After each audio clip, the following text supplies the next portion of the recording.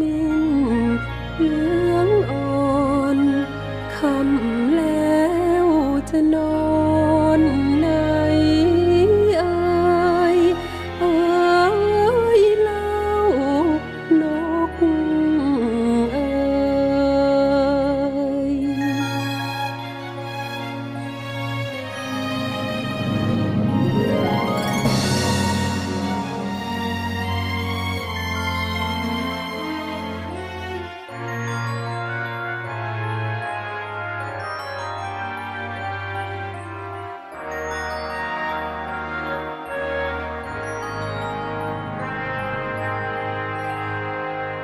อ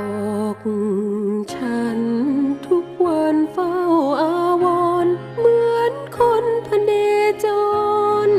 จึงนอนไม่หลับเลยหนาวเพราะพายพัดเชย